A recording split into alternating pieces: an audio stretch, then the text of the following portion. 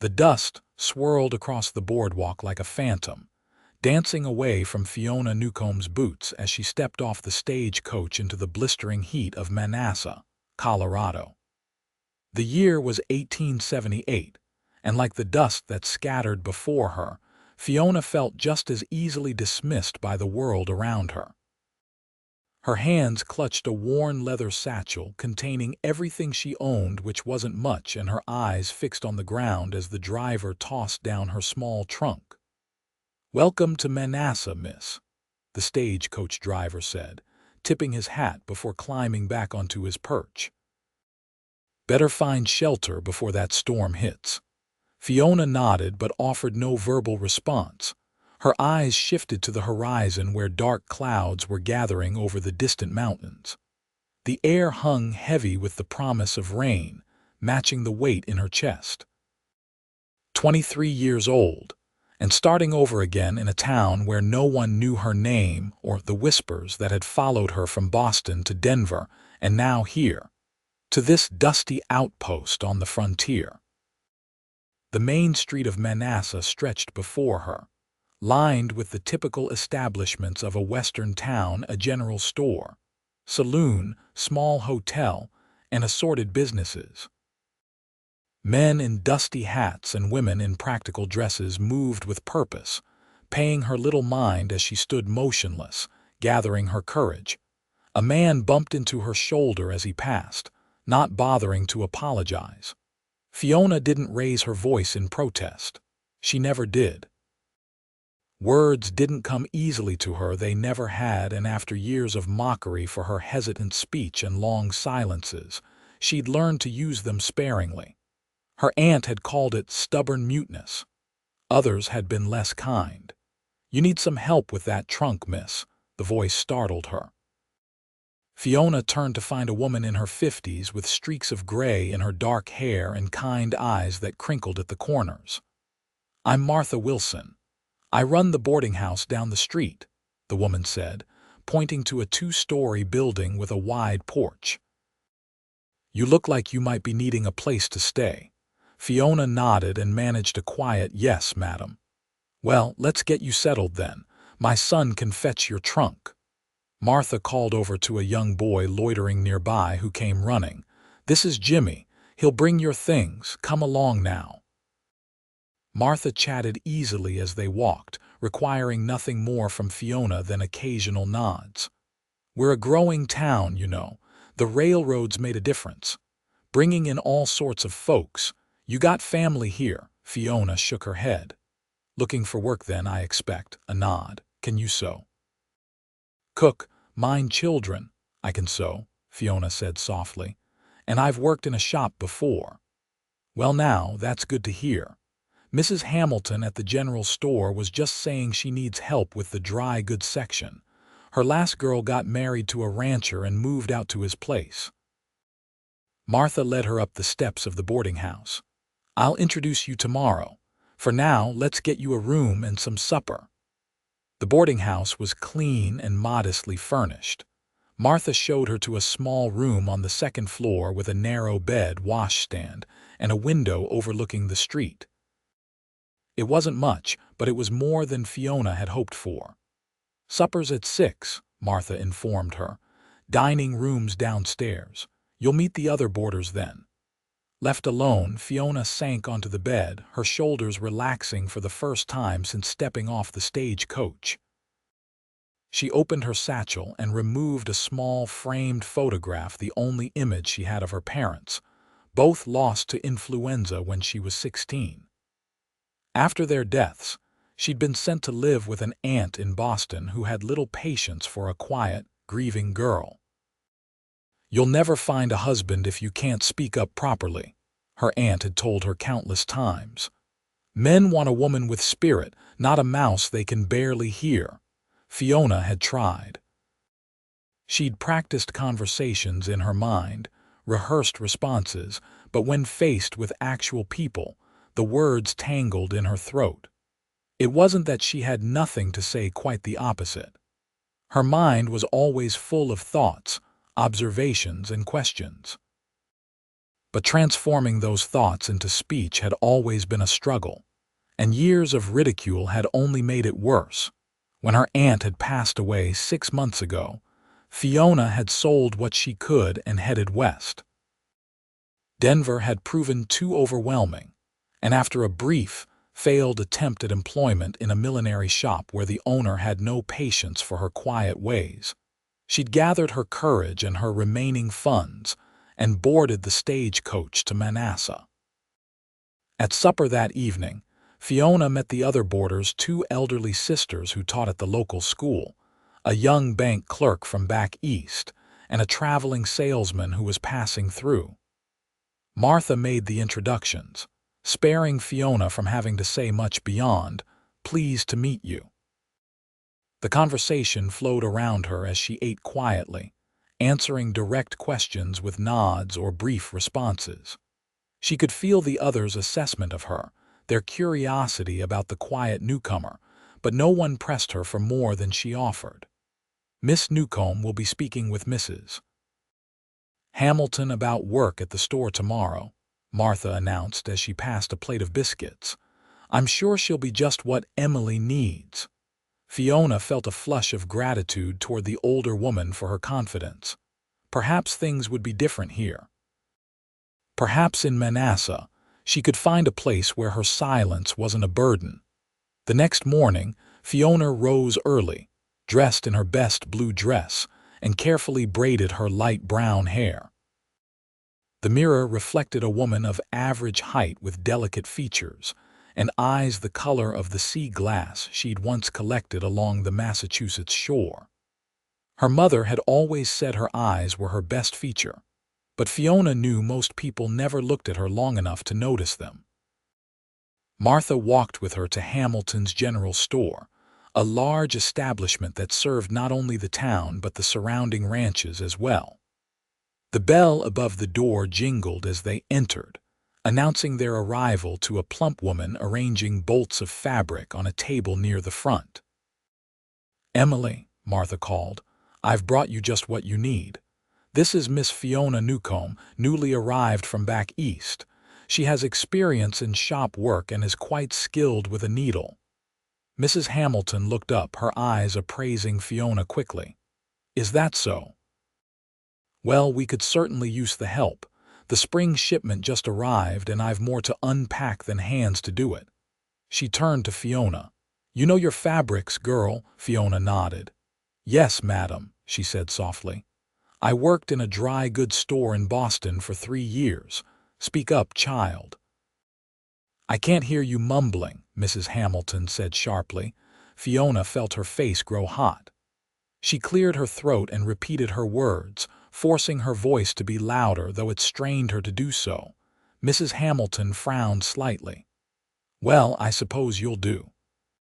6 days a week, 8 to 6, half day on Saturday. $1.50 a week to start." Fiona nodded, relieved to have secured employment so quickly, even as her heart sank at Mrs. Hamilton's reaction to her quiet nature. Martha gave her an encouraging pat on the arm before leaving, and Fiona was shown to the back of the store where crates awaited unpacking. The work itself was familiar and comforting. Fiona carefully unfolded and arranged fabrics, organized notions, and priced items according to Mrs. Hamilton's instructions. When customers came in, Mrs. Hamilton handled most of the interactions, though she occasionally called Fiona to fetch something or wrap a purchase. By midday, Fiona's arms ached from lifting bolts of fabric, but she felt a small sense of accomplishment, until Mrs.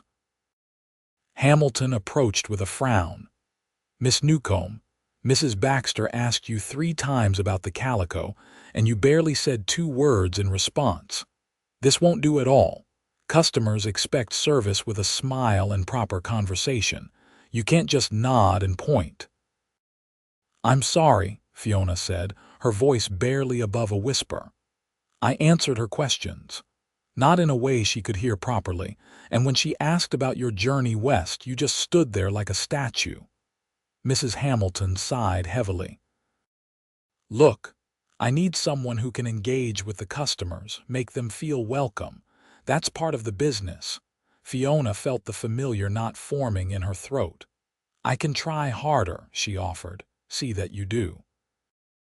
I'll give you until the end of the week, but if things don't improve, I'll have to find someone else.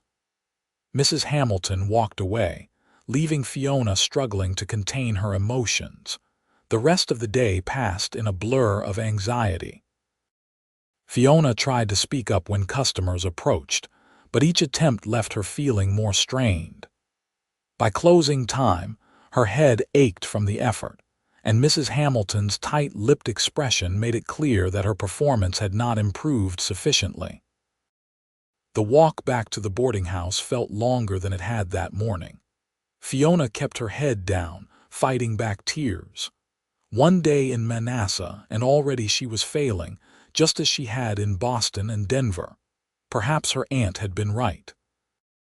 Perhaps there was no place in this world for a woman who couldn't find her voice. Supper that evening was a quiet affair for Fiona, though the others chatted around her. Martha cast concerned glances her way but didn't press for details about her day. Later, alone in her room, Fiona allowed herself a few silent tears before straightening her shoulders. She wouldn't give up so easily. Tomorrow, she would try again. The next few days followed a similar pattern. Fiona worked diligently, handling the merchandise with care and precision, but whenever customer interaction was required, she faltered. Mrs. Hamilton's patience grew thinner with each passing day. On Friday afternoon, as a spring storm rattled the windows of the store, Mrs. Hamilton called Fiona to the back room. "Miss Newcomb," she began, her expression stern but not unkind, "I appreciate your efforts this week. You're certainly skilled with the merchandise and your organization is impeccable, but—" She sighed. "This just isn't working out. I need someone who can properly engage with the customers. I'll pay you for the full week, but I won't be requiring your services after today." Though Fiona had been expecting it, the dismissal still stung. She nodded, unable to find words to defend herself. What could she say? That she had tried her hardest, that the words were there in her mind but refused to come out properly.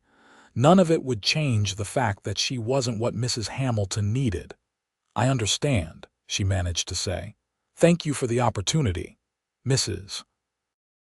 Hamilton seemed relieved by her quiet acceptance. "You're a hard worker, Miss Newcomb. Perhaps you might find a position that better suits your temperament. Mrs. Wilson mentioned you so well. Maybe you could take in mending." Fiona nodded again, gathering her few personal items. The rain had stopped by the time she left the store, but the streets were muddy, and the gray sky matched her mood. She walked slowly back to the boarding house, wondering how she would afford her room without a steady income. Taking in mending might help, but it wouldn't be enough to live on. Martha was sympathetic when Fiona explained what had happened. "Don't you worry too much," she said kindly. "Something will turn up, and you're welcome to stay on while you look for other work. I know you're good for it." Fiona was grateful, but as the days passed with no prospects, her anxiety grew. She put up notices offering sewing services and managed to secure some mending work from the town's residents, but it was barely enough to cover her room and board. 2 weeks after losing her position at the general store, Fiona was returning from delivering a mended shirt to the blacksmith when she overheard 2 women talking outside the millinery shop. "That quiet girl from back east," one was saying. "Strange, isn't she? Barely speaks above a whisper, if at all. Mrs. Hamilton says she's odd as can be, just stares at you with those big eyes instead of answering properly. I wonder what's wrong with her. My Henry thinks she might be simple-minded or hiding something. Why else would a young woman travel all this way alone and act so peculiar?" Fiona quickened her pace, her cheeks burning with shame. It was Boston and Denver all over again, the whispers, the speculation, the judgment. She hurried back to the boarding house and shut herself in her room, fighting back tears. That evening, she counted her remaining money and made a decision. Manasseh wasn't working out any better than her previous attempts. Perhaps she should move on, try another town, though her funds were dwindling dangerously low. As if sensing her despair, Martha knocked on her door after supper. "I have some news that might interest you," she said when Fiona let her in. "The Tucker Ranch is looking for a housekeeper. Mrs. Tucker's getting on in years and can't manage the big house anymore, what with her rheumatism. They need someone to cook, clean, and help with the mending. Room and board provided plus wages." Fiona's heart lifted slightly. "Do you think they'd consider me?" "I already mentioned you to Mr. Tucker when he was in town today. He said to send you out there tomorrow if you're interested. It's about 5 miles north of town." "Thank you," Fiona said with genuine gratitude. "I'll go first thing." "It won't be easy work," Martha warned. "Ranch life is demanding, but the Tuckers are good people, and you'd have your own room in the house." The next morning, Fiona borrowed Martha's old mare and set out for the Tucker Ranch.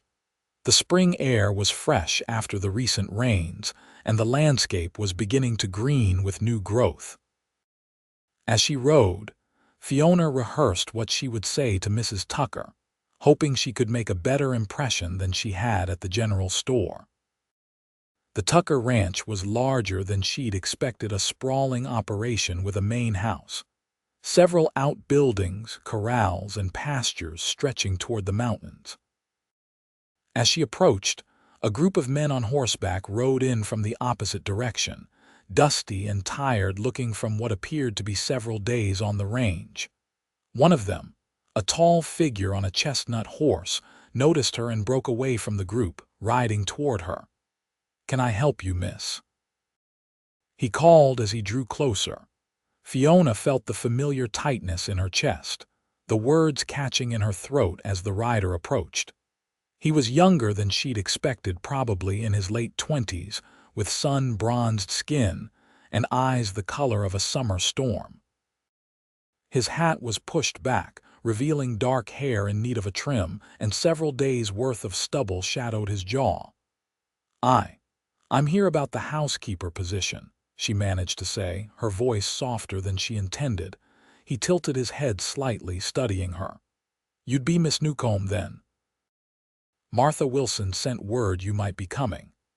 When she nodded, he continued, "I'm Tanner Tucker. This is my parents' ranch, though my father's been letting me take on more of the running of it lately." He dismounted in one fluid motion and approached, leading his horse.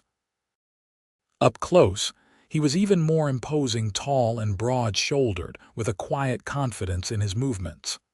"My mother's expecting you," he said, his voice gentler now that they were face to face. "I'll walk you to the house." Fiona dismounted, grateful that he didn't seem put off by her brief responses.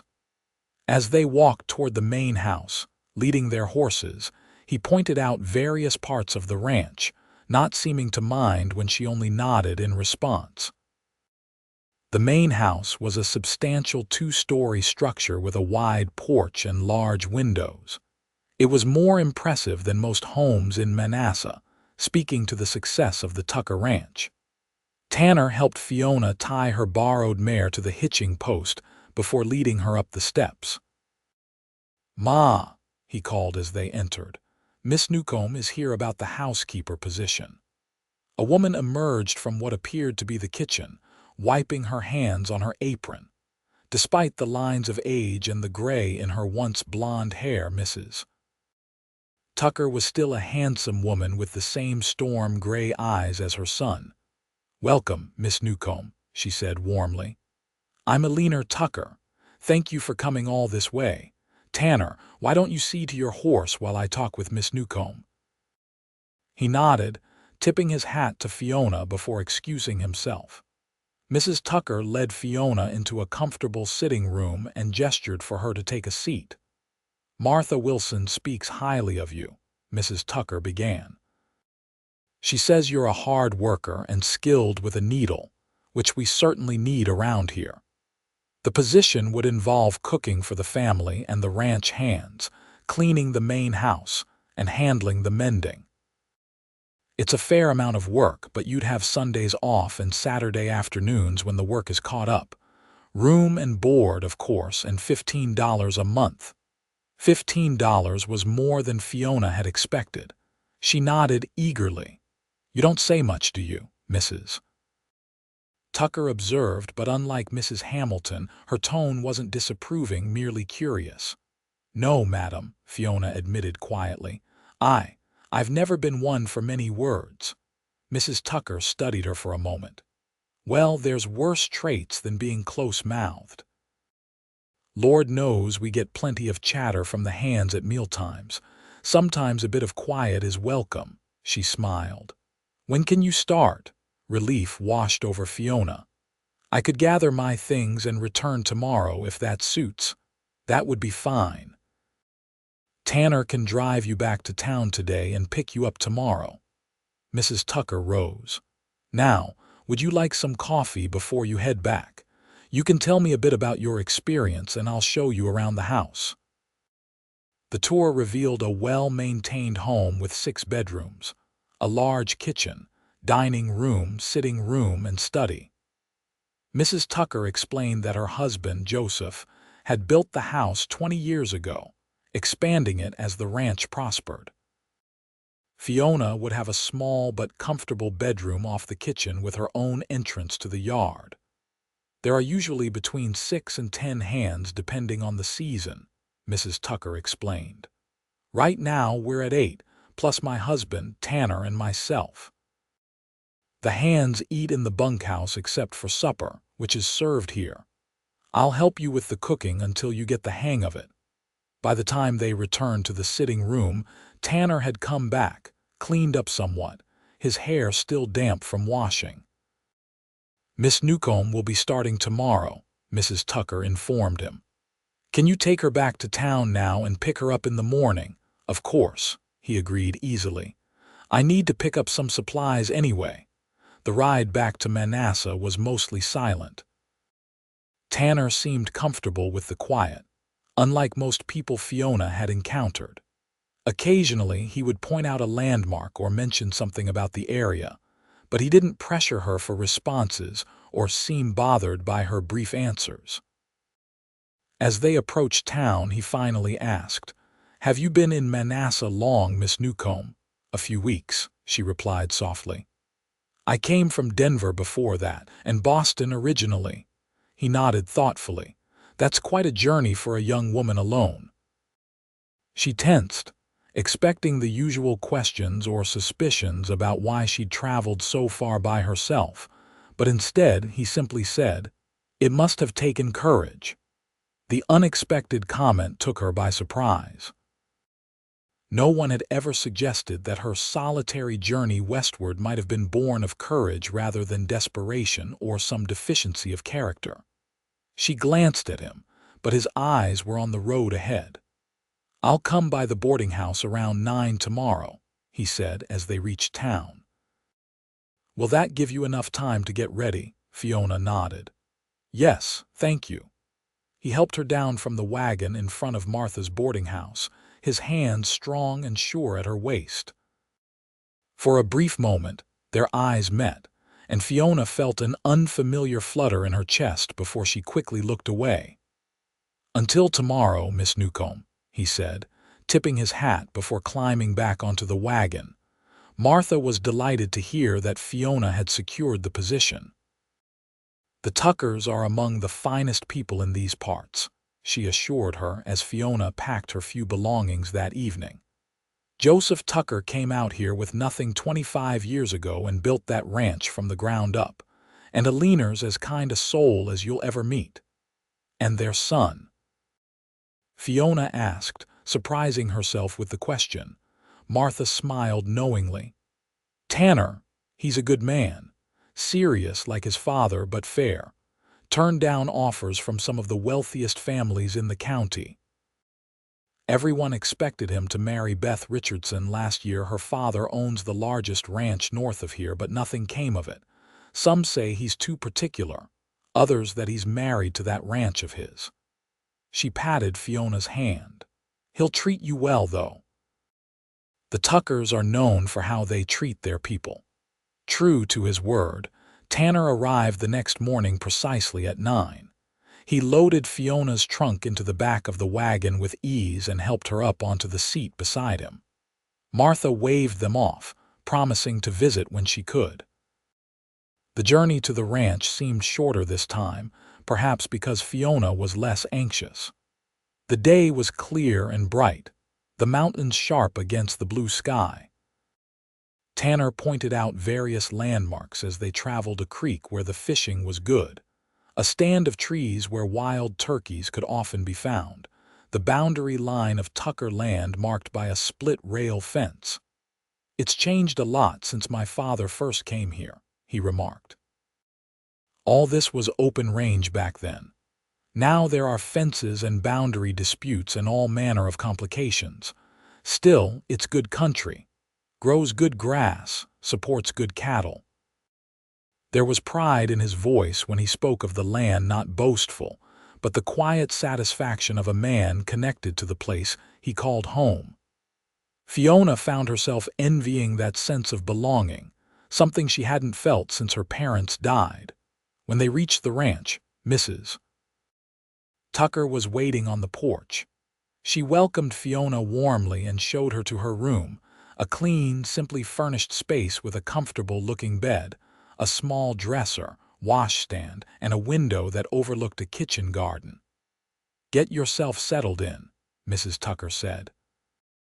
"Then come to the kitchen, and I'll show you what needs doing for supper. The men will be hungry when they come in." Fiona unpacked quickly, hanging her few dresses in the small closet and placing her mother's photograph on the dresser. The room wasn't large, but it was her own space, more privacy than she'd had at the boarding house, and certainly more than she'd had living with her aunt. In the kitchen, Mrs. Tucker was already preparing for the evening meal. "We usually have between 10 and 12 for supper," she explained. "The men work hard, so they eat hearty. Tonight we're having beef stew, biscuits, and apple pie. I made the pies this morning, but you can help with the rest." The afternoon passed quickly as Fiona assisted with the cooking, learning Mrs. Tucker's methods and preferences. The older woman was a patient teacher, demonstrating techniques and explaining the quantities needed to feed the hungry ranch hands. "You're a quick study," Mrs. Tucker observed as Fiona skillfully rolled out biscuit dough. "Have you cooked for large groups before?" Fiona shook her head. "Just for my aunt and myself," she said quietly. "But I used to help my mother in the kitchen when I was young." Mrs. Tucker nodded, not pressing for more information. "Well, you have a natural touch. That's good. It'll make things easier." By 6 o'clock, the large dining table was set, and the kitchen was filled with the savory aroma of beef stew. The sound of men's voices and the clatter of boots on the porch announced the arrival of the ranch hands. Fiona felt a flutter of anxiety as Mrs. Tucker gestured for her to help bring the food to the table. The dining room quickly filled with tired, hungry men who took their places around the long table with the easy familiarity of a daily ritual. Joseph Tucker, a tall, weathered man with silver at his temples, sat at the head of the table, with Tanner at the other end. The ranch hands men of various ages and backgrounds filled in the sides. "Before we begin," Joseph Tucker said, raising his hand for quiet, "Elena and I want to introduce Miss Fiona Newcomb, who's joining us as housekeeper. I trust you'll all show her the same respect you've always shown my wife." The men nodded and murmured greetings, some tipping imaginary hats, others offering smiles or brief words of welcome. Fiona felt her cheeks warm under their collective gaze, but she managed a small nod of acknowledgement before retreating to the kitchen to fetch the last of the food. The meal proceeded with the controlled chaos typical of a large group of hungry workers. The conversation flowed around Fiona as she helped Mrs. Tucker serve. Most of it centered on the day's work, cattle prices, and the upcoming spring roundup. Occasionally, one of the men would direct a polite comment or question her way, which she answered with brief words or nods. She noticed that Tanner was watching her, not with the impatience or frustration she was accustomed to seeing in response to her quiet nature, but with something that looked almost like curiosity. When their eyes met briefly across the busy table, he offered a small smile before turning his attention back to the foreman seated beside him. After the meal, as Fiona helped clear the dishes, Mrs. Tucker said quietly, "You did well. It can be overwhelming at first, all these men and their appetites, but you'll get used to it." "They seem like good men," Fiona ventured. "They are. Joseph is particular about who he hires. Many have been with us for years." Mrs. Tucker handed her a stack of plates. "Once the kitchen is clean, you're free for the evening. Breakfast preparation starts at 5. By the time the kitchen was put to rights, Fiona was exhausted. The day had been long and full of new experiences and faces. She retreated to her room, grateful for the privacy and quiet after the bustle of the evening. Through her window, she could see the bunkhouse where lights still burned, and the sound of a harmonica drifted on the evening air. Further out, the vast expanse of the ranch stretched toward the mountains, bathed in moonlight. It was beautiful in a wild, untamed way that spoke to something deep inside her. Perhaps here, in this remote place, she might finally find a measure of peace. The thought comforted her as she prepared for bed, though she knew the real test would come in the days ahead, when she would have to manage on her own without Mrs. Tucker's constant guidance. The following weeks fell into a pattern as Fiona settled into her role at the Tucker Ranch. She rose before dawn to start breakfast, cleaned the main house during the day, and prepared supper in the late afternoon. Mrs. Tucker worked alongside her for the first week, but as Fiona demonstrated her competence, the older woman gradually stepped back, allowing her to take over more of the responsibilities. The work was hard but satisfying. The ranch hands, after initial curiosity about the quiet new housekeeper, accepted her presence with the easy adaptability of men accustomed to the comings and goings of Western life.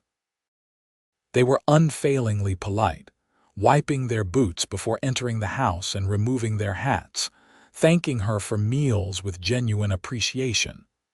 Joseph Tucker was a man of few words himself, which made Fiona feel less self-conscious about her own quiet nature.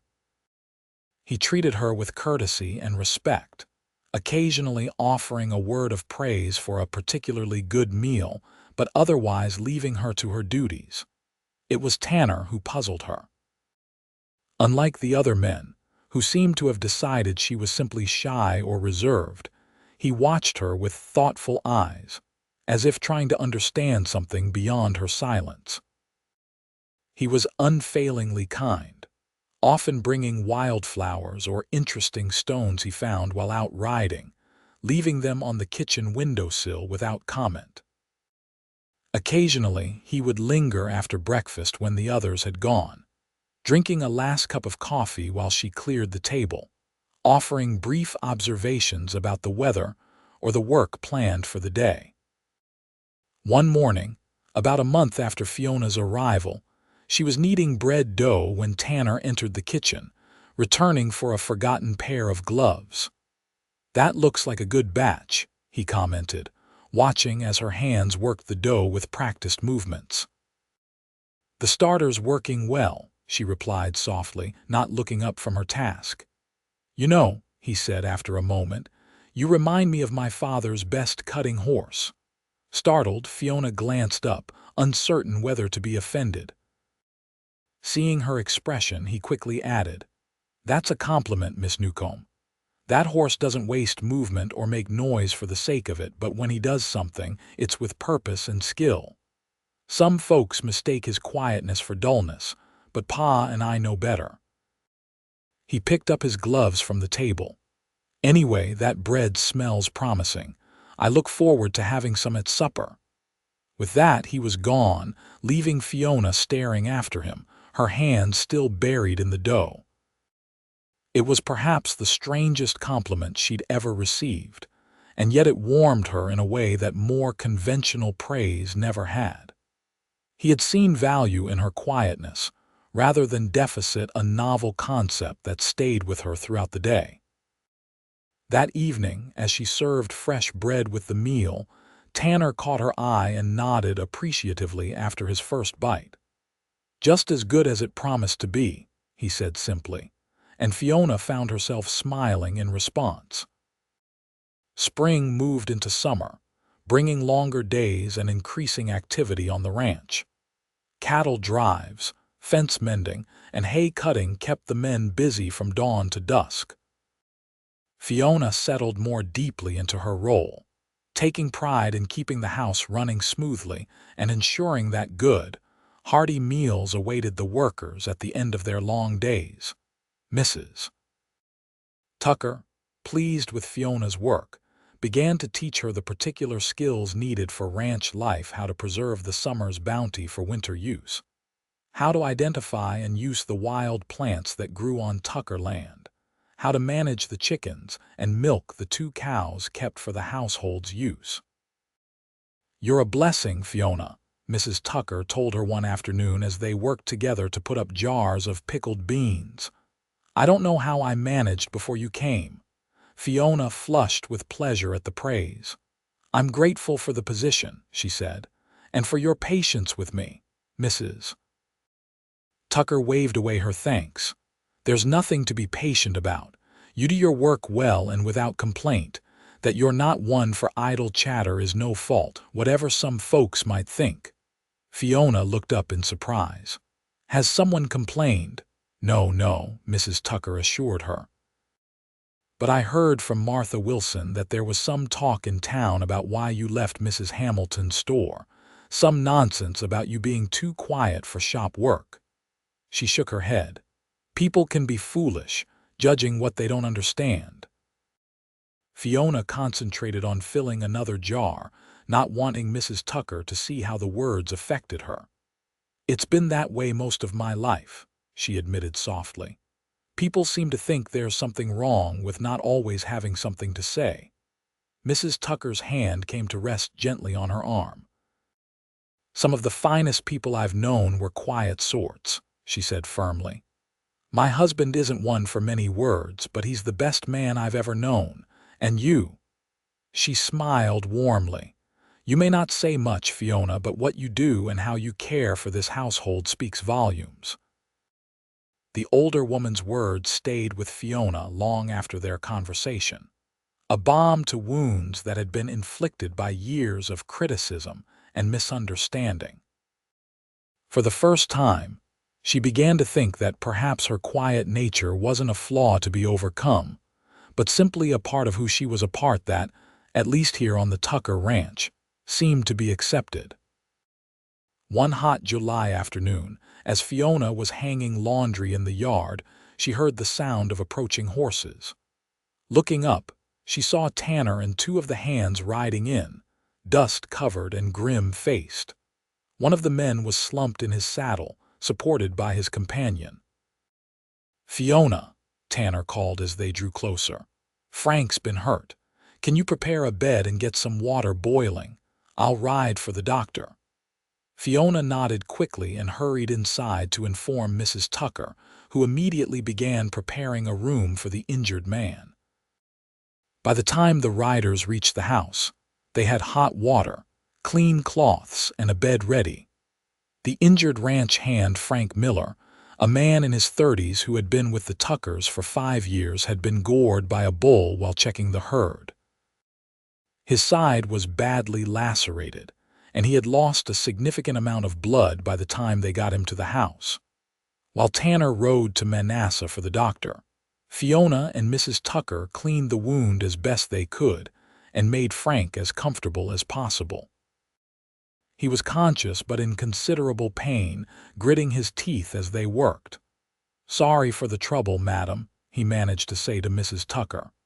"Hush now, Frank," she replied briskly. "It's no trouble. You just lie still and save your strength." It was nearly 2 hours before Tanner returned with the doctor, a graying man named Patterson who had served the Manassas area for decades.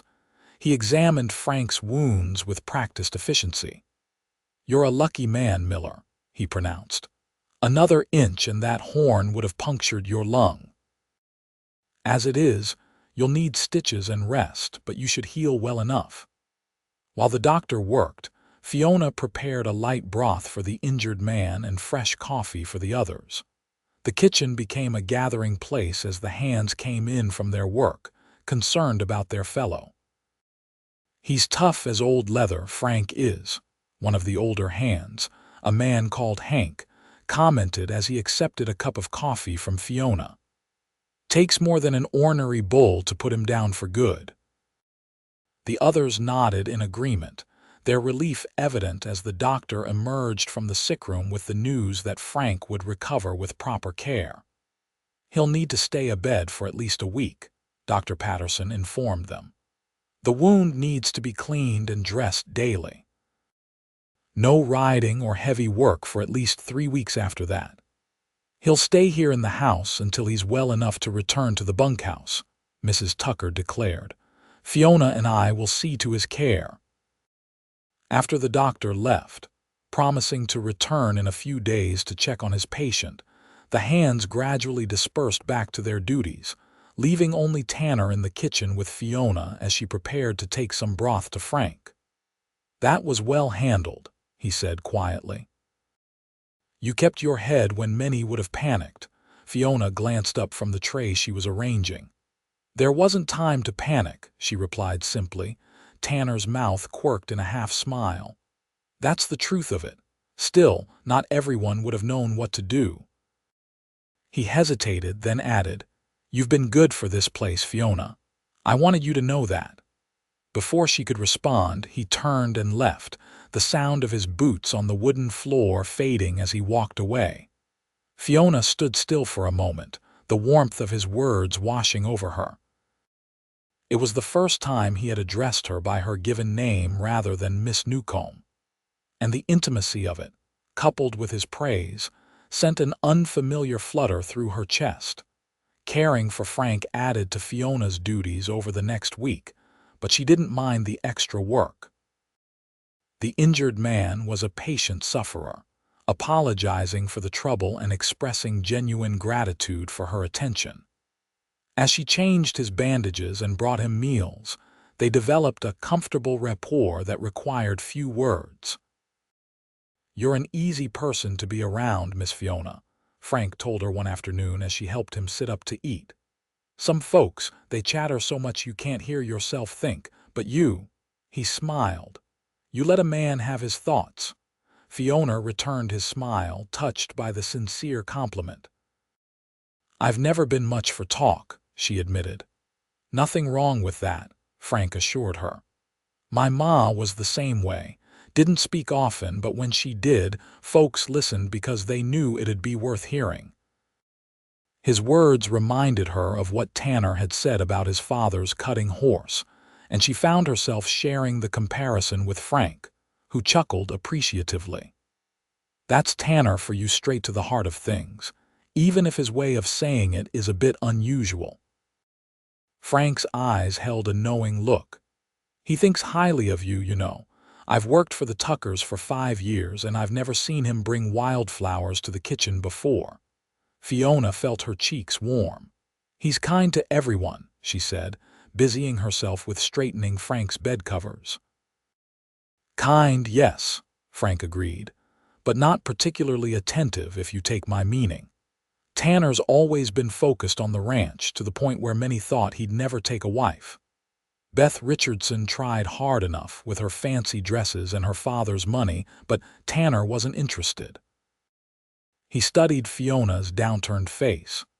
Just something to consider, Miss Fiona." She made no reply, but Frank's words stayed with her long after she left his room. The idea that Tanner Tucker might have a particular interest in her seemed too improbable to contemplate seriously.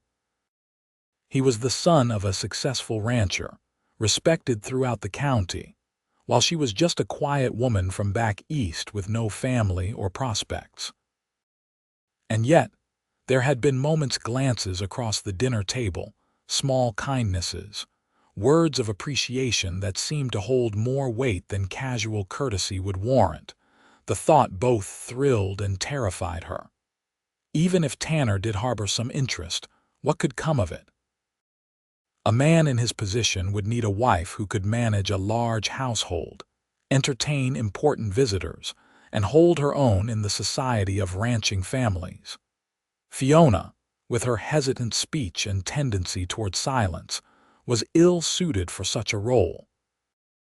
As summer progressed into early autumn, Frank recovered enough to return to light duties, and the routine of the ranch adjusted to the changing season.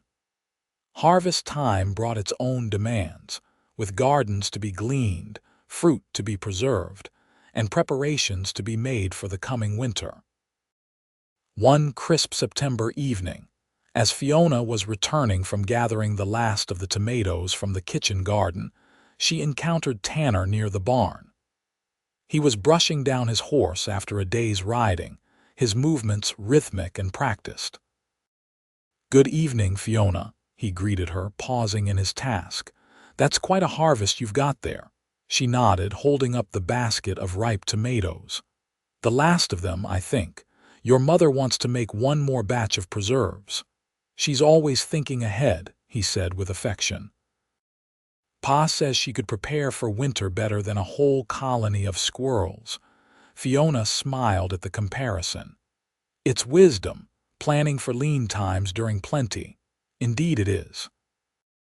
He resumed brushing his horse, and for a moment they were silent, the only sounds the soft swish of the brush and the occasional stamp of the horse's hoof. Then Tanner said, "I'm riding into town tomorrow for supplies.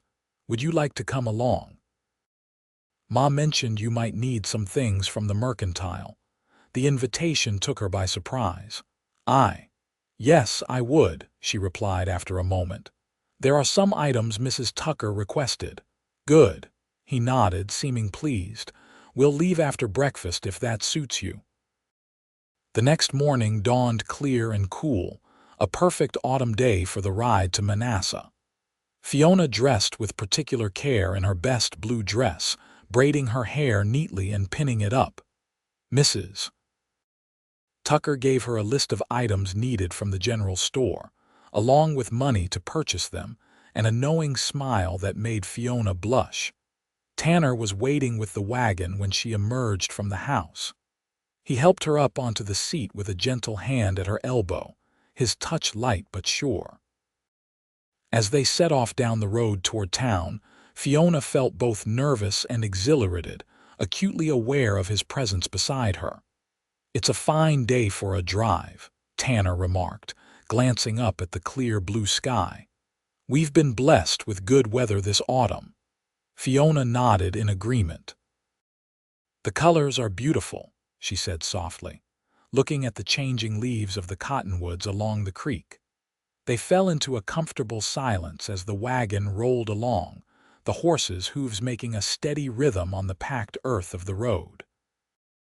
Occasionally, Tanner would point out something of interest, a hawk circling overhead, a distant herd of antelope, the new fence line being put up on a neighboring property. As they approached Manassas, Fiona felt a flutter of anxiety. She hadn't been to town since taking the position at the Tucker Ranch, and the memory of the whispers and judgments she'd encountered there was still fresh. Tanner seemed to sense her discomfort. "We won't be long," he assured her. "Just the supplies and perhaps a bite to eat at the hotel dining room before we head back. If that would please you." The consideration in his voice warmed her. "Yes, that would be nice," she replied. The streets of Manassas were busy with the usual Saturday trade ranchers and farmers in town for supplies, women doing their shopping, children playing in the dusty street. A few curious glances came their way as Tanner helped Fiona down from the wagon in front of Hamilton's general store, but he seemed not to notice, his attention focused on her. Inside the store, Mrs. Hamilton greeted them with surprise.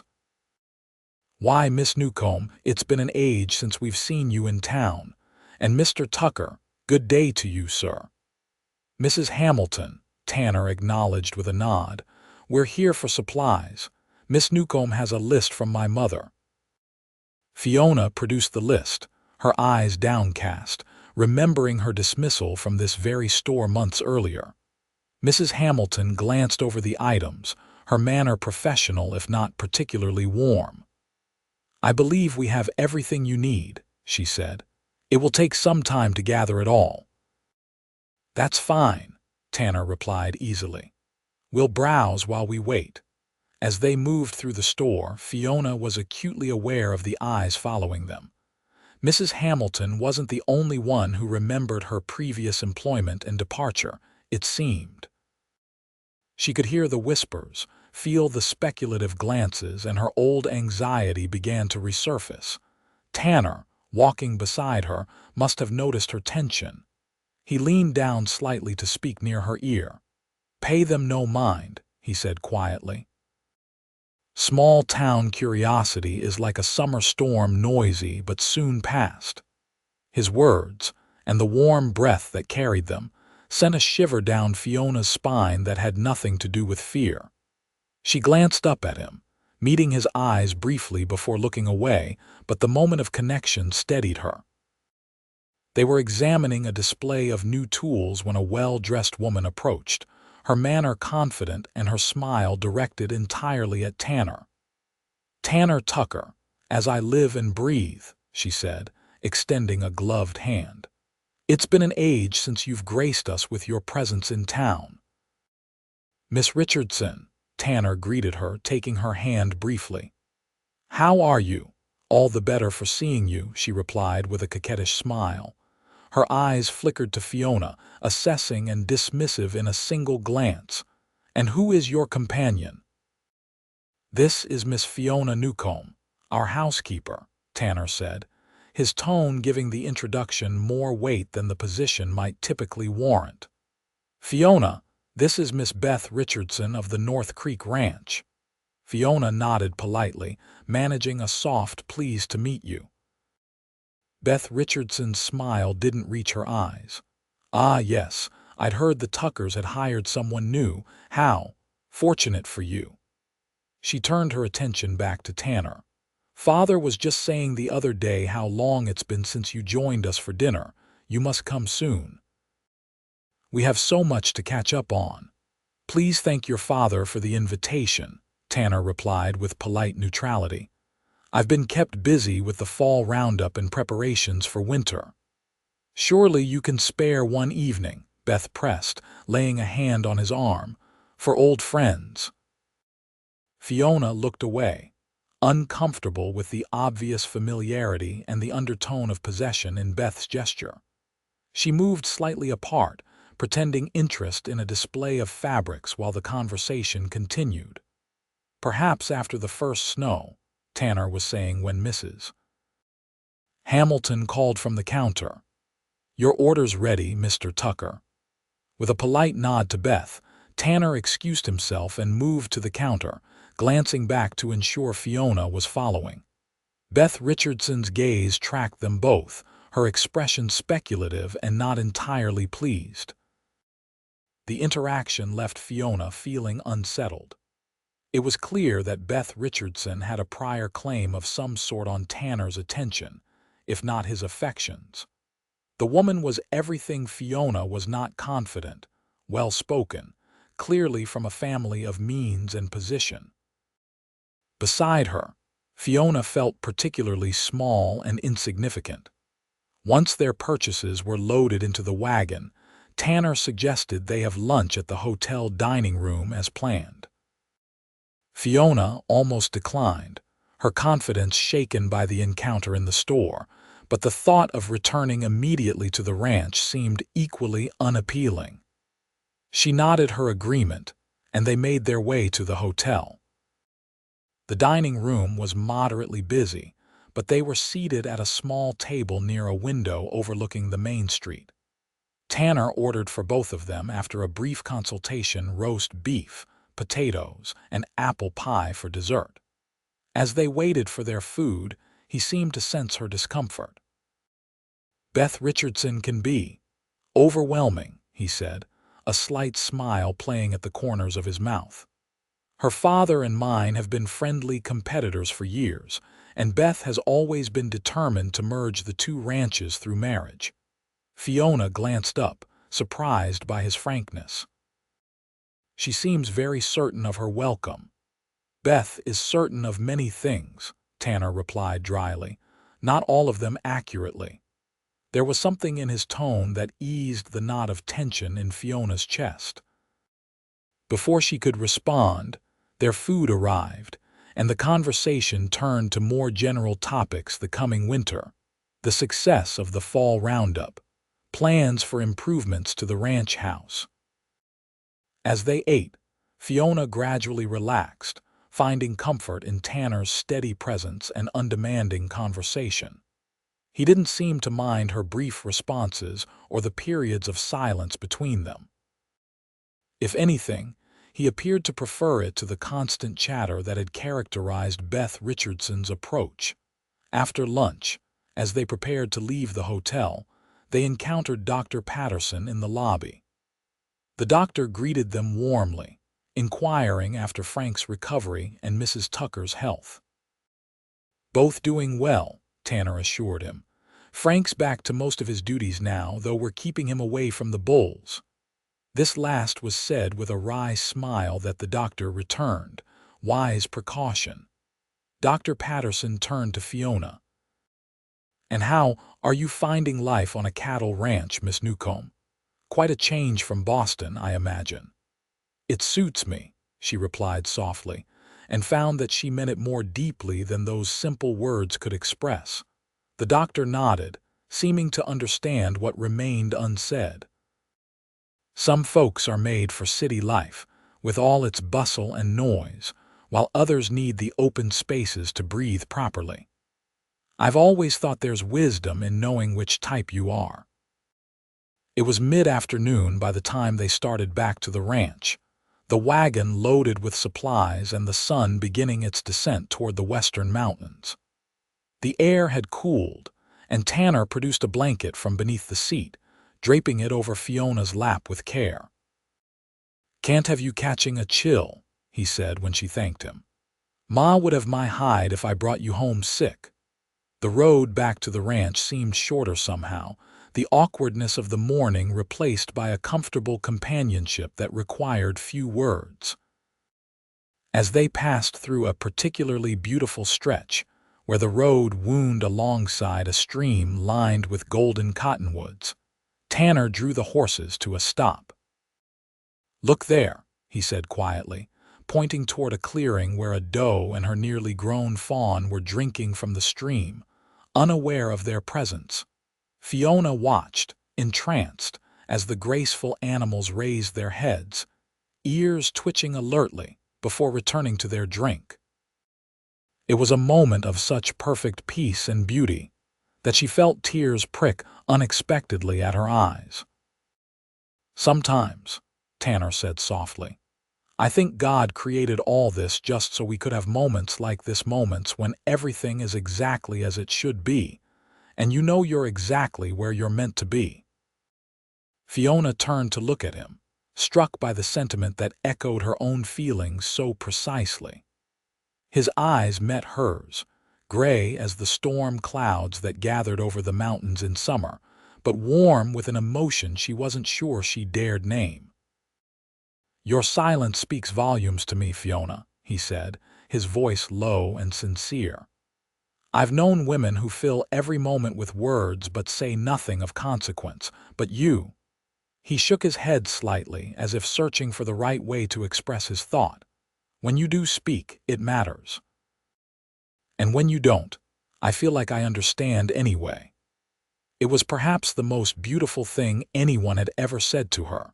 Fiona felt as though something tight and painful that had been bound around her heart for years suddenly loosened, allowing her to breathe fully for the first time. "Thank you," she whispered, the words inadequate for the gratitude she felt, but all she could manage past the emotion tightening her throat. Tanner's hand moved to cover hers where it rested on the blanket, his touch warm and solid. "No thanks needed for speaking the truth," he said simply. Then, with a gentle squeeze of her fingers, he released her hand and picked up the reins again, urging the horses forward. The moment, brief as it was, marked a shift in their relationship.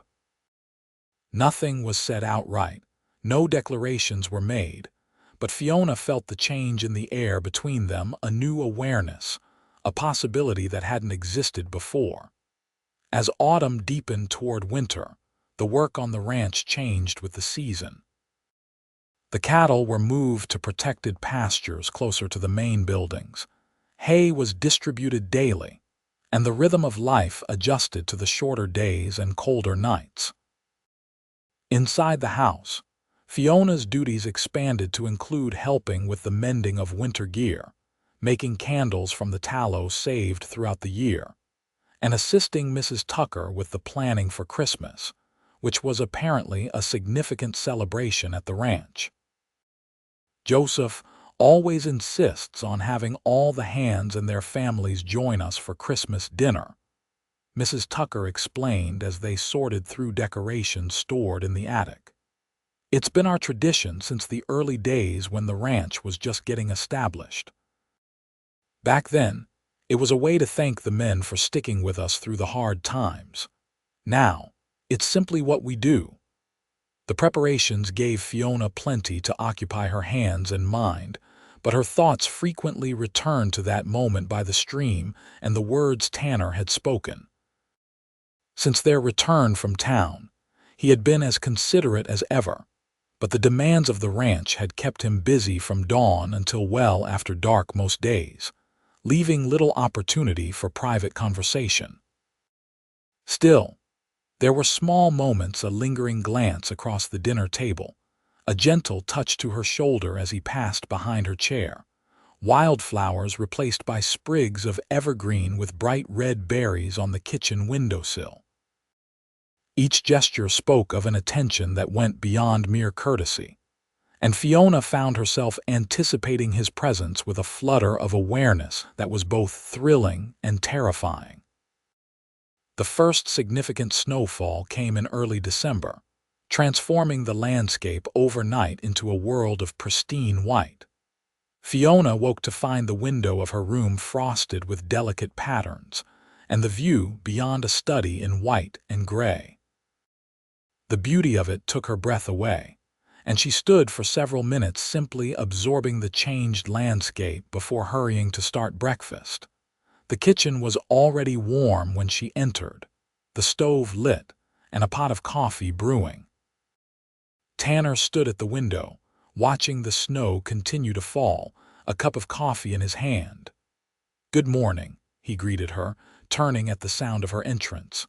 "I took the liberty of starting the coffee, thought we could all use something warm on a morning like this." "Thank you," Fiona replied, moving to the stove to check the fire. "It's beautiful out there." "It is." He sipped his coffee, watching as she began to prepare biscuit dough. "The men won't be able to work the far pastures today. Too much snow. We'll focus on keeping the closer herds fed and the pathways to the barn clear." Fiona nodded, working the dough with practiced movements. They fell into a comfortable silence, broken only by the sounds of her preparation and the occasional crackle from the stove. It struck her that this was what made being with Tanner so easy. He didn't demand conversation or feel the need to fill every silence with words. They could simply be, occupying the same space without pressure or expectation. "I've been thinking," Tanner said after a while, setting his empty cup on the counter. "Christmas is coming, and I know Ma's planning the usual celebration. I wondered if there might be something special you'd like to include, a tradition from your family, perhaps." The question caught Fiona by surprise. It had been years since anyone had asked about her family's traditions, not since her parents died. Her aunt had insisted on doing things properly, with no regard for the simpler celebrations Fiona had known as a child. "We used to make paper stars," she said softly, the memory coming back with unexpected clarity. "My father would cut strips of paper, and my mother and I would fold and weave them into stars. We'd hang them in the windows, and when the candles were lit at night, they would cast star-shaped shadows on the walls." Tanner smiled, his eyes warm with interest. "That sounds lovely. Would you like to make some for the house this year?" The offer, so simple and yet so meaningful, touched Fiona deeply. "Yes," she replied, her voice barely above a whisper. "I would like that very much." "Then we shall," he declared, as if it were settled. "I'll find suitable paper, and perhaps one evening this week you can show me how it's done." Before she could respond, the back door opened, bringing in a gust of cold air and Joseph Tucker, stamping snow from his boots. "Morning," he greeted them. "Quite a storm we've got. Tanner, we'll need to get the sleigh ready if this keeps up.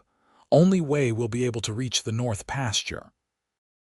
The moment between Fiona and Tanner was broken, but the warmth of it lingered as she continued her preparations for breakfast, a small smile playing at the corners of her mouth. The idea of sharing her family's tradition, of creating something meaningful together, filled her with a quiet joy that stayed with her throughout the day. 3 evenings later, after supper had been cleared away and the kitchen put to rights, Tanner appeared at the door to Fiona's room with a bundle of colored paper he'd procured from the general store during a supply run. "If you're not too tired," he said, "I thought we might try making those stars you mentioned." They set up at the kitchen table, the room warm from the banked fire in the stove and lit by the golden glow of oil lamps. Fiona demonstrated how to cut the paper into strips of equal width, and then how to fold and weave them into the intricate star pattern.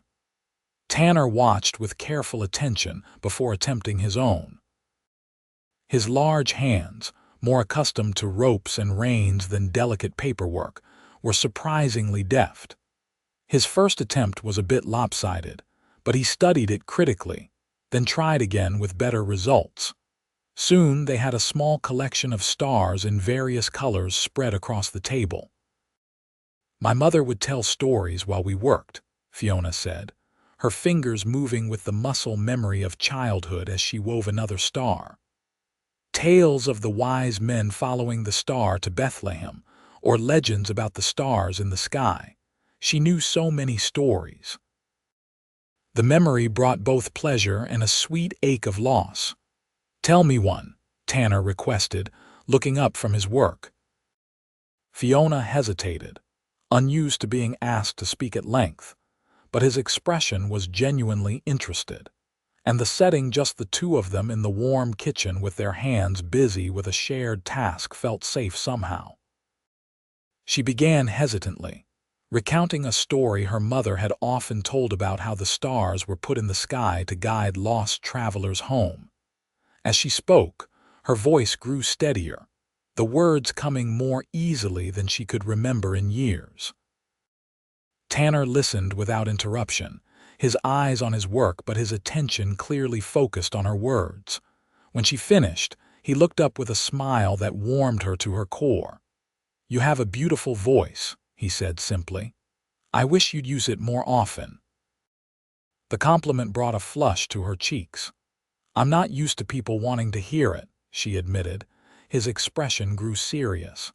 "Then they were fools," he said with quiet conviction. "Or perhaps they simply never learned how to truly listen." They worked in companionable silence for a while longer, completing enough stars to decorate the main windows of the house. As they finished, Tanner gathered the completed stars carefully. "Tomorrow, "We'll hang them," he said. "I think Ma will be pleased with the addition to her usual decorations." As he prepared to leave, he paused at the door. "Thank you, Fiona," he said, "for sharing this piece of your family with us." "Thank you for asking," she replied softly. "It's been a long time since I've made stars. I'd almost forgotten how much joy it brought me." He nodded, his eyes holding hers for a long moment. "Good night, then," he said finally, and was gone, leaving Fiona with the lingering warmth of the evening and a sense of something precious beginning to take root in her heart. The paper stars were hung the next day with Mrs. Tucker exclaiming over their beauty and insisting they make more for every window in the house.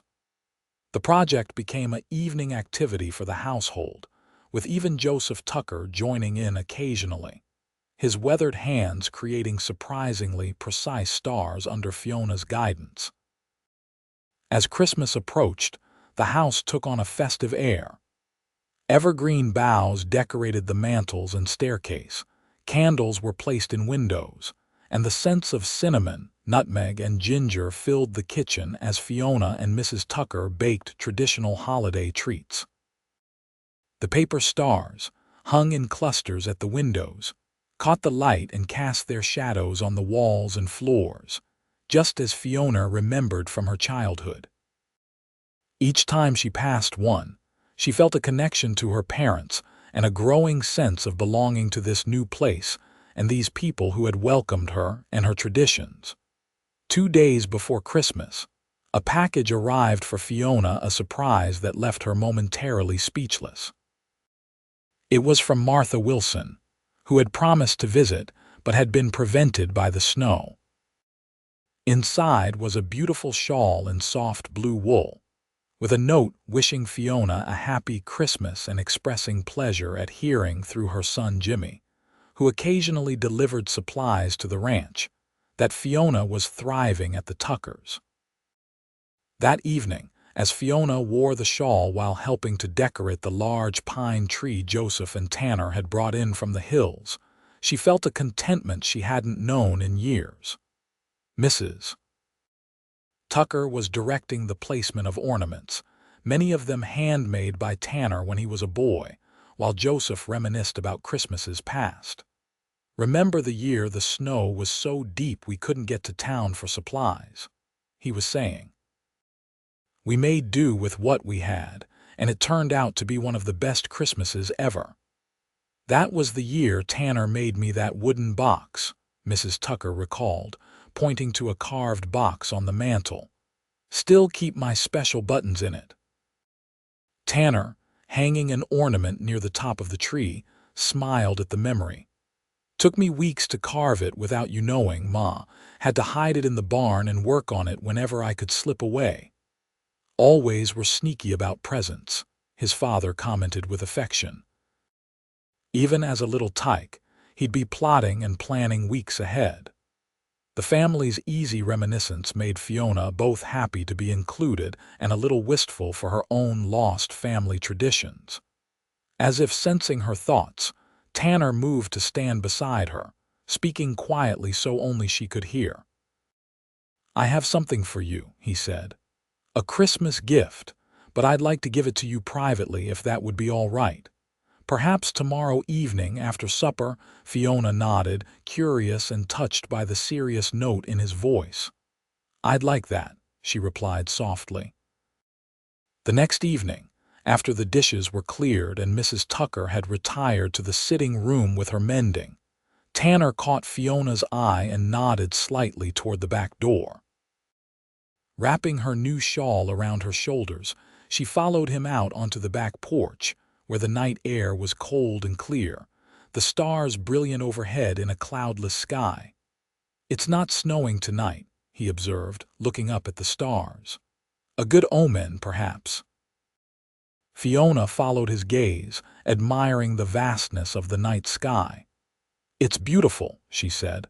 "I've never seen stars so bright as they are here." "One of the blessings of being far from city lights," Tanner agreed. He turned to face her, his expression serious. Fiona, I wanted to give you your gift away from curious eyes in case. He hesitated, then continued. In case it's not welcomed. From his pocket, he withdrew a small package wrapped in brown paper and tied with a simple string. It's not much, he said as he handed it to her. But it made me think of you. With careful fingers, Fiona untied the string and unwrapped the paper. Inside was a small wooden box, not unlike the one Mrs. Tucker had mentioned, but this one was carved with a pattern of stars across the lid and sides, each star unique and detailed with remarkable craftsmanship. Tanner, she breathed, running her fingers over the intricate carving. It's beautiful. Open it, he encouraged gently. Inside the box, nestled on a bed of soft cloth, was a silver pendant in the shape of a star, suspended on a delicate chain. The star was not the traditional five-pointed shape, but rather matched the complex design of the paper stars they had made together, rendered in polished silver that caught the starlight. I had it made in Denver, Tanner explained. Sent the design with Hank when he went to deliver cattle last month. I wanted something that would remind you of your family's tradition, but also. He paused, seeming to search for the right words. Also of the fact that you've brought that tradition here, made it part of our home now. Fiona stared at the pendant, too moved to speak. That he had noticed something so meaningful to her, had taken such care to honor it, touched her more deeply than any gift ever had. If it's too forward, Tanner began, misinterpreting her silence, but Fiona shook her head quickly. No, she said, her voice thick with emotion. It's perfect. It's the most thoughtful gift I've ever received. Relief and pleasure washed over his face. May I? He asked, gesturing to the necklace. When she nodded, he carefully lifted it from the box and stepped behind her. His fingers were gentle as he placed the chain around her neck and fastened the clasp, his breath warm against her hair. When he stepped back around to face her, his eyes were drawn to the pendant now resting just below her collarbone, catching the light from the stars above. It suits you, he said softly. Fiona's hand came up to touch the star, her fingers brushing against the warm metal. Thank you, she whispered, knowing the words were inadequate for the feelings swelling in her chest. Tanner's eyes met hers, and in them, she saw a warmth and tenderness that made her breath catch. Slowly, giving her every chance to step away, he reached out and cupped her cheek with his hand, his thumb gently tracing the line of her cheekbone. Fiona, he said, her name a caress in itself. I know we haven't known each other long, but I feel like I've known you forever. Your quiet strength, your gentle ways, your kindness that shows in everything you do, they speak to me in ways words never could. He drew a deep breath, as if gathering courage. I find myself thinking of you constantly, wondering what you're doing, hoping to make you smile, longing to hear your voice when you choose to use it. I've never felt this way before, and I. He paused, a hint of vulnerability in his eyes. I need to know if you might feel something similar, if there could be a chance for us to be more than what we are now. The declaration, so honest and direct, left Fiona momentarily speechless, not from her usual reticence, but from the overwhelming emotion his words evoked. For so long she had believed her quiet nature made her unsuitable, unwanted, particularly by a man like Tanner. To hear him speak of it as a quality he admired, to know that he saw value in her silence, was almost too much to comprehend. I do, she finally managed, her voice soft but steady. Feel something similar, I mean. I never thought someone like you could. Someone like me, he prompted gently when she faltered. Someone so respected, so capable, so. She gestured vaguely with her hand. Someone who could have anyone. Beth Richardson, for instance. A small smile played at the corners of his mouth. Beth Richardson has never understood the value of silence, or of listening for that matter. His hand moved from her cheek to gently tuck a strand of hair behind her ear. "I don't want anyone, Fiona. I want you, just as you are." In the starlight, with the silver pendant cool against her skin and Tanner's words warming her heart, Fiona felt a lifetime of insecurity begin to crumble. He truly saw her, and found value in what others had dismissed. The realization gave her a courage she hadn't known she possessed. Rising on her tiptoes, she placed her hands on his shoulders and, with only the briefest hesitation, pressed her lips to his in a gentle kiss. It was a bold move for a woman who had spent her life trying to be invisible, but in that moment, she wanted nothing more than to be seen by this man who understood her silence. Tanner's response was immediate and tender. His arms encircled her, drawing her closer, his lips moving against hers with a restrained passion that spoke of deep feeling held carefully in check. When they finally parted, both a little breathless, his eyes searched hers with wonder and joy. "I've been wanting to do that since the day by the stream," he confessed, his voice rough with emotion. "I've been wanting you to," she replied with unexpected honesty that brought a delighted smile to his face. He kissed her again, more thoroughly this time, his hand cradling the back of her head while the other rested at her waist, holding her securely against him. Fiona melted into his embrace, feeling for the first time in her life that she was exactly where she belonged. When they eventually returned to the house, fingers intertwined and hearts full, the paper stars in the windows seemed to shine with a new significance, symbols of a tradition reborn, and a future beginning to take shape. Christmas Day at the Tucker Ranch was everything Mrs. Tucker had promised and more. The house was filled with people, ranch hands and their families, neighbors from nearby properties, and even Dr. Patterson from town, who had braved the snow to join the celebration. The dining table, extended to its full length, and supplemented with additional tables borrowed from the bunkhouse, groaned under the weight of the feast Fiona and Mrs. Tucker had prepared. Fiona, wearing her blue dress and the star pendant that had barely left her neck since Tanner gave it to her, moved among the guests with more confidence than she would have believed possible a few months earlier. She still didn't say much, but her smiles came more readily, and she found that many people seemed perfectly content with her brief responses, particularly when accompanied by the genuine warmth she now felt able to express. Tanner stayed close to her throughout the day, his hand occasionally finding hers or resting lightly at the small of her back, the gesture both protective and possessive in a way that made her heart flutter. They hadn't spoken to his parents about the change in their relationship, but Fiona suspected from Mrs. Tucker's knowing smiles and Mr. Tucker's approving nods that they had guessed. After dinner, when the dishes had been cleared and people had moved to the sitting room for music and conversation, Tanner drew Fiona aside into the relative privacy of the kitchen. "I have something to ask you," he said, his expression serious despite the festive atmosphere. "It's not a conversation I planned to have today, but seeing you here, part of all this." He gestured toward the sitting room where laughter and music could be heard. "It feels right." Fiona looked up at him, her heart beginning to race at the intensity in his eyes. "What is it?" Tanner took both her hands in his touch warm and steady. "Fiona, I know we've only known each other a few months, and perhaps this is too soon, but I've never been more certain of anything in my life."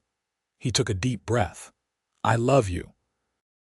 Your quiet strength, your gentle heart, the way you observe the world with those beautiful eyes, everything about you speaks to something deep in my soul.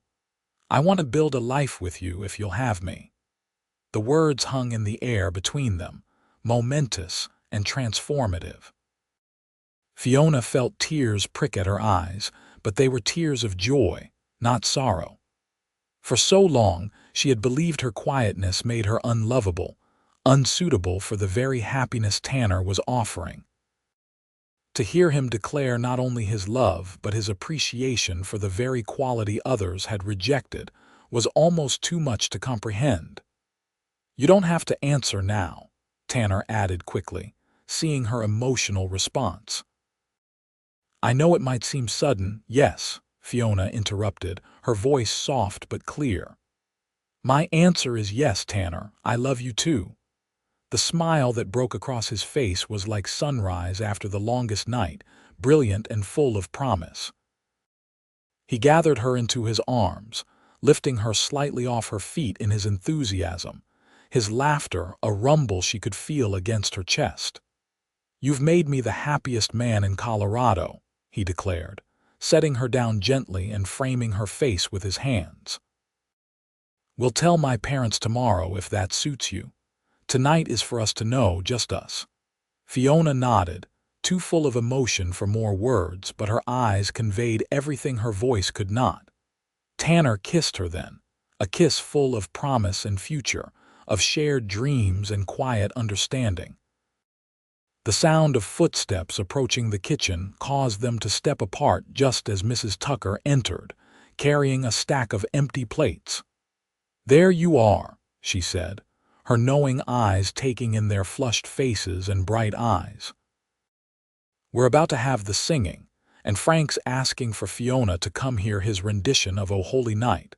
Says she's the only one who doesn't wince when he hits the high notes." "We'll be right there, Ma," Tanner assured her, his hand finding Fiona's and squeezing gently as they followed Mrs. Tucker back to the sitting room. Fiona felt as though she were floating, buoyed by a happiness so complete it seemed almost unreal. Just months ago, she had stepped off a stagecoach in Manassas, alone and uncertain of her future. Now she was surrounded by people who valued her, loved by a man who saw her silence not as a flaw but as a quality to be cherished. And for the first time in her adult life, she felt truly at home. The next morning, Tanner and Fiona shared their news with his parents over breakfast before the ranch hands came in. Joseph Tucker's face broke into a broad smile, and he reached across the table to shake his son's hand vigorously. "Well done, boy," he said with genuine pleasure. "You couldn't have chosen better if you'd searched from here to San Francisco." Mrs. Tucker, wiping happy tears from her eyes, came around the table to embrace Fiona. "I've been hoping for this," she confessed, "ever since I saw the way Tanner looked at you that first day." "Welcome to the family, my dear." Their warm acceptance, so immediate and sincere, filled Fiona with gratitude. There would be no disapproving comments about her quiet nature, no suggestions that she needed to change to be worthy of their son. They had known her for months, had seen her at her most reserved, and still welcomed her with open hearts. The news spread quickly through the ranch, with the hands offering hearty congratulations and good-natured teasing to Tanner. Frank, fully recovered from his injury, declared it the best Christmas gift the boss could have given himself, while Hank claimed he'd known it was coming since October and demanded payment from those who had bet against him. The wedding was set for early spring, when the worst of the winter would be past, but before the demands of calving season would occupy everyone's attention. Mrs. Tucker immediately began planning, talking of dresses and flowers and how the house would be arranged for the celebration. "Nothing too elaborate," Fiona ventured to suggest, still uncomfortable with the idea of being the center of attention. "Just family and the ranch hands, perhaps." Mrs. Tucker patted her hand reassuringly. "It will be whatever makes you happy, dear. Though I suspect half the county will want to come just to see who finally caught Tanner Tucker's eye." The prediction proved accurate. As news of the engagement spread beyond the ranch, visitors began to appear despite the winter conditions, neighbors bringing gifts and good wishes. Martha Wilson making the journey from town to express her delight in person. even Beth Richardson and her father arriving one snowy afternoon in a sleigh drawn by matched gray horses. That visit was perhaps the most difficult for Fiona. Beth's congratulations were polite but cool, her assessment of Fiona no less dismissive than it had been in the general store. William Richardson was more genial, offering genuine good wishes to Tanner and treating Fiona with courteous interest. "Never thought I'd see the day," he commented to Joseph Tucker as they shared glasses of whiskey in the study. Tanner always seemed too focused on the ranch for matrimony. Must be something special about this young lady to have changed his mind. The words, overheard as Fiona passed the open door with a tray of coffee cups, caused a flush of pleasure despite Beth's narrow-eyed glance from the sitting room. She was special to Tanner not because she was beautiful or wealthy or accomplished in the ways society valued, but because her quiet nature spoke to him in ways no one else's could. After the Richardsons departed, Tanner found Fiona in the kitchen, her hands busy with dinner preparations but her thoughts still on the visit. "You're troubled," he observed, coming to stand beside her at the work table. Fiona glanced up, not surprised that he had read her mood so accurately. "Beth Richardson doesn't think I'm suitable for you," she said softly. She didn't need to say it. It was clear in every look. Tanner's hand covered hers, stilling her nervous movements. "Beth's opinion matters not at all," he said firmly. "She's judging by standards that hold no value for me. Fine dresses and social graces don't make a life partner. Kindness, strength, loyalty, understanding. Those are what matter." He lifted her hand and pressed a kiss to her palm. "And you, Fiona Newcomb, have those qualities in abundance." His unwavering confidence in her, his absolute certainty that she was exactly what he wanted and needed, gradually began to heal wounds Fiona had carried for years. With each passing day, she found herself standing a little straighter, speaking a little more freely when she chose to, and worrying less about how others perceived her quiet nature. Mrs. Tucker, observing the change, remarked on it one afternoon as they worked together on Fiona's wedding dress, a simple but elegant creation of ivory satin with delicate embroidery at the collar and cuffs. "You're blossoming, my dear," she said with motherly affection.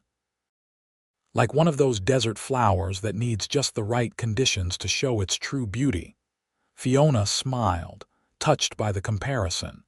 "Your son has a way of making me feel valued just as I am," she admitted. "It's something I've never experienced before." "That's love, true love, Mrs. Tucker said wisely. Not wanting to change the other person but helping them become more fully themselves. She smoothed the fabric of the dress thoughtfully. "Joseph has been that for me these 30 years. I suspect Tanner will be the same for you." As winter gradually gave way to spring, preparations for the wedding intensified. The house was cleaned from top to bottom, special foods were prepared and preserved, and a guest room was converted into a larger bedroom for the couple, with a new bed frame crafted by Joseph and the hands as a wedding gift. Through it all, Fiona maintained her duties as housekeeper, though Mrs. Tucker insisted she was now working as family, not employee. The distinction meant little to Fiona. She had always given her best effort and would continue to do so as Tanner's wife, but she appreciated the sentiment behind it. Tanner, for his part, seemed to grow more attentive and demonstrative as the wedding approached. He sought her out whenever his duties allowed, bringing small gifts, a wildflower from a sheltered spot where spring had arrived early, a pretty stone from the creek bed, a book of poetry he'd ordered from Denver.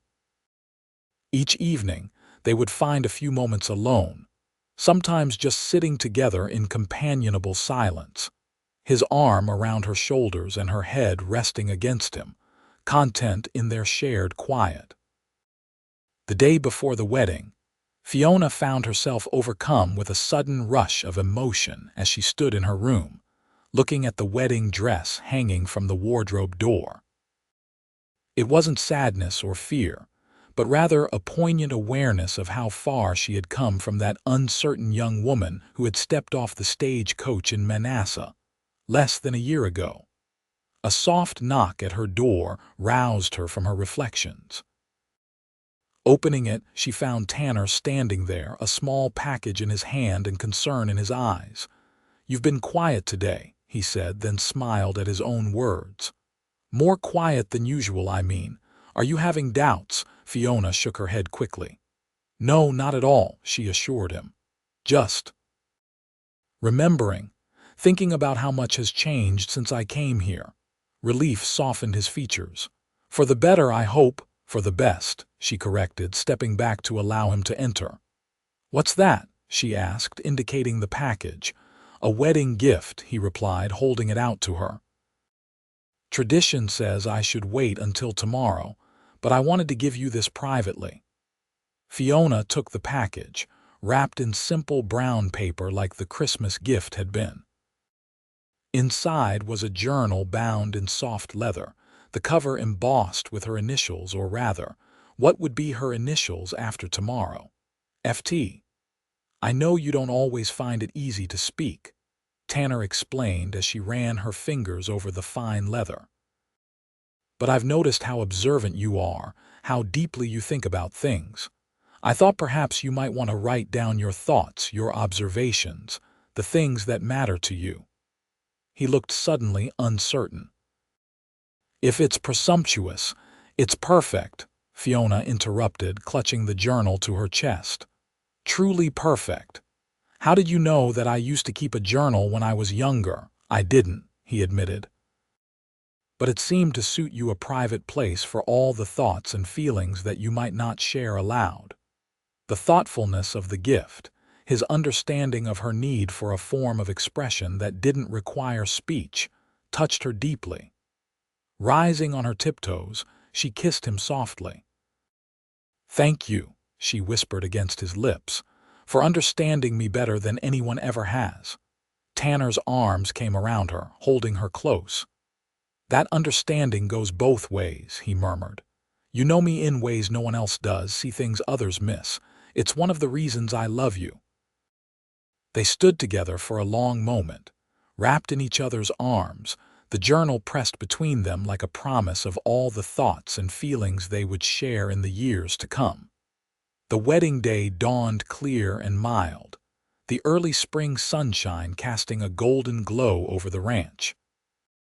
Fiona, helped by Mrs. Tucker and Martha Wilson, dressed in her ivory gown, her hair arranged in a simple but elegant style with small white flowers woven through the braids. The star pendant Tanner had given her for Christmas gleamed at her throat, something new to complement the something old, her mother's handkerchief. Something borrowed, Mrs. Tucker's pearl earrings, and something blue, a ribbon sewn inside the hem of her dress. The ceremony was held in the large sitting room of the ranch house, which had been transformed with spring flowers and greenery. Pastor Miller from the Manasseh Church officiated, his deep voice filling the room as he spoke of love, commitment, and the joining of two lives. The ranch hands, cleaned up and uncomfortable in their Sunday best, stood alongside neighbors and friends from town, all gathered to witness the union. Throughout the ceremony, Fiona felt a calm certainty that steadied her nerves. When it came time to speak her vows, her voice was soft but clear, carrying to every corner of the room as she promised to love, honor, and cherish Tanner for all the days of her life. His eyes never left hers as he made the same promises in return, his voice steady and sure. "I now pronounce you husband and wife," Pastor Miller declared. "What God has joined together, let no man put asunder." Tanner's kiss was gentle but filled with promise, a pledge of all they would share in the years to come. As they turned to face their guests, now as husband and wife, Fiona saw nothing but happiness and approval in the faces around them. Even Beth Richardson, standing near the back with her father, offered a small, conceding smile. The celebration that followed was everything Mrs. Tucker had planned: abundant food, music provided by those ranch hands skilled with instruments, and dancing that continued well into the evening. Fiona, who had dreaded being the center of attention, found that with Tanner at her side, she could enjoy the festivities without feeling overwhelmed. When the conversation grew too loud or the crowd too pressing, he would notice her discomfort and guide her to a quieter spot, understanding without words what she needed. Late in the evening, as the celebration showed no signs of winding down, Tanner leaned close to whisper in her ear. Ready to slip away, Mrs. Tucker? The new name sent a thrill through her. She nodded, and with discreet farewells to his parents, they made their escape from the main house to a small cabin at the edge of the property. Retreat Joseph Tucker had built years earlier for guests, but which had been prepared for the newlyweds as a private place to begin their married life before moving into their quarters in the main house. The cabin was simple but comfortable, with a stone fireplace, a large bed covered in a wedding quilt made by Mrs. Tucker, and windows that looked out toward the mountains. A fire had been lit in anticipation of their arrival, casting a warm glow over the rustic interior. "Welcome home, wife," Tanner said softly as he closed the door behind them, the endearment turning Fiona's heart over in her chest. "Husband," she replied, the words still new and wonderful on her tongue. He crossed to her, taking her hands in his. "Are you happy, Fiona?" "More than I ever thought possible," she answered truthfully. "Are you?" "Completely." His smile was tender as he reached up to gently remove a flower that had come loose from her hair. "You know, when I first saw you riding toward the ranch that day, something told me you were going to change my life. I had no idea how right that feeling would be." "I felt the same," Fiona admitted, "though I never imagined it would lead to this. I thought I was just finding a position, a way to survive. And instead you found a home. We both did." He drew her closer, his arms encircling her waist. "I never knew how much I needed your quiet strength, your gentle presence, until you came into my life. You filled spaces I didn't even know were empty." The words brought tears to Fiona's eyes, happy tears that spilled over as she leaned into his embrace. "And you've given me a place where my silence isn't a burden or a failing, but something valued. You can't know what that means to me." "I think I do," he murmured, his lips finding hers in a kiss that deepened quickly, conveying all the love and desire that had been building between them. That night, as they discovered each other fully for the first time, Fiona found a new kind of language, one of touch and breath and shared pleasure that required no words at all. In Tanner's arms, her customary reserve gave way to a freedom she had never known, a joyful abandonment that spoke of complete trust and acceptance. Afterward, lying together in the glow of the banked fire, Tanner traced lazy patterns on her bare shoulder, his touch reverent. "Your silence speaks volumes to me," he said softly, echoing the words he had spoken months before. "But so does this, the way you give yourself completely, holding nothing back." Fiona lifted her head from his chest to look into his eyes. "It's easy to give everything when you know it will be cherished," she replied. "You've taught me that." His smile was tender as he brushed a strand of hair from her face. "We've taught each other, I think, and we'll keep learning together day by day, year by year." "I'd like that," she whispered, settling back against him, her heart full of contentment and the promise of all the days and years stretching before them, days that would be filled with work and challenges, joys and sorrows, but always with the understanding that had drawn them together, the deep connection that transcended words. 5 years later, Fiona stood on the porch of the main house, watching as Tanner rode in from the far pastures. Their 3-year-old son Joseph perched in front of him on the saddle, small hands gripping the pommel with determination. Behind them came 2 of the ranch hands, driving a small herd of cattle toward the near corral. "Mama, look," little Joseph called excitedly as they approached. "I helped bring the cows." "I see that," Fiona called back, smiling at her son's enthusiasm. "You're becoming quite the rancher." Tanner drew his horse to a stop near the porch, lifting Joseph down and setting him on his feet before dismounting himself. The boy immediately ran up the steps to his mother, talking rapidly about everything he had seen and done during his adventure with his father. Fiona listened attentively, asking questions and expressing appropriate amazement at his tales, while Tanner handed the reins to one of the hands with instructions for the horse's care. When he joined them on the porch, he leaned down to kiss Fiona, his lips lingering on hers in a way that still sent a flutter through her chest even after 5 years of marriage. "How's our daughter today?" he asked, his hand coming to rest gently on the swell of Fiona's belly where their second child, a girl, according to Mrs. Tucker's confident prediction, was growing. "Active," Fiona replied with a smile. "She seems to know when you're near. She starts kicking as soon as she hears your voice."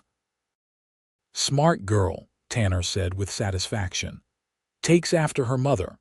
Joseph, not to be left out of the conversation, tugged at his father's hand.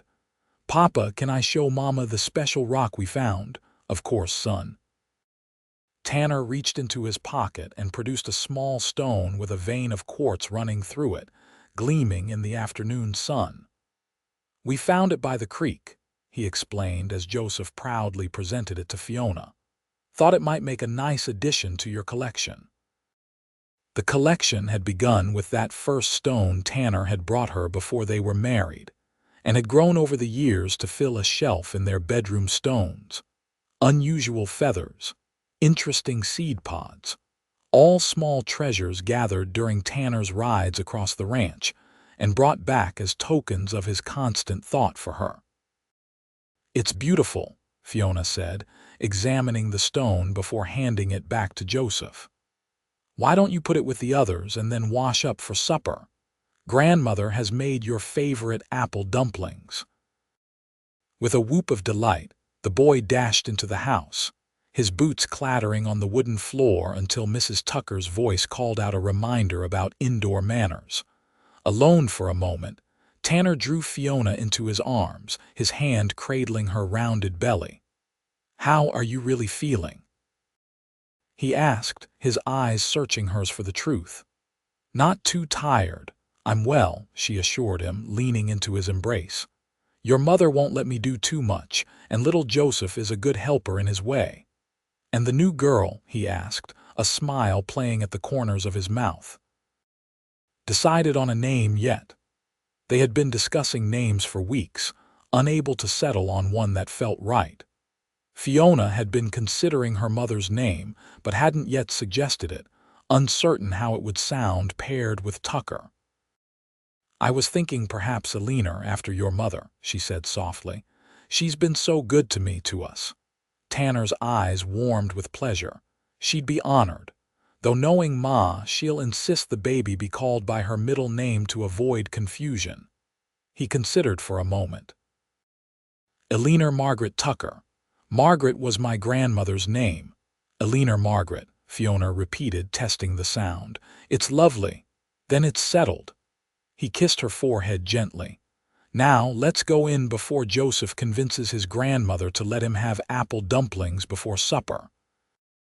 As they entered the house, the sound of Joseph's excited chatter mixed with Mrs. Tucker's warm laughter greeted them.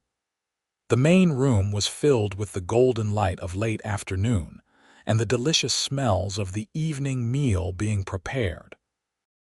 It was a scene of domestic contentment that still sometimes seemed miraculous to Fiona. This home, this family, this life she had found when she had almost given up hope. Later that evening, after Joseph had been tucked into bed with stories and kisses, and the house had settled into the quiet routines of night, Fiona sat in their bedroom, writing in the journal Tanner had given her as a wedding gift. Over the years, it had become a cherished practice recording her thoughts, observations, and the small daily miracles of their life together. Tanner entered quietly, having completed his nightly check of the property. He moved behind her, placing his hands gently on her shoulders and leaning down to press a kiss to the top of her head. "Writing about our adventurous son?" he asked, glancing at the open page. Fiona smiled up at him. "And about his equally adventurous father. You shouldn't have let him sit up front on your horse. He's too young." "He was perfectly safe," Tanner assured her, sitting down beside her on the edge of the bed. "I had him the whole time. Besides, a tucker needs to learn about horses early." His pride in their son was evident in every word, every glance. Joseph was a curious, active child with his father's determined chin and his mother's thoughtful eyes. He had inherited Tanner's easy sociability, but there were times when he would fall into periods of quiet observation that reminded everyone of Fiona. "He's like both of us," she said softly, closing her journal and setting it aside. "The best of both, I think." Tanner nodded, taking her hand and bringing it to his lips. "And this new little one will be the same, perfect in her own way."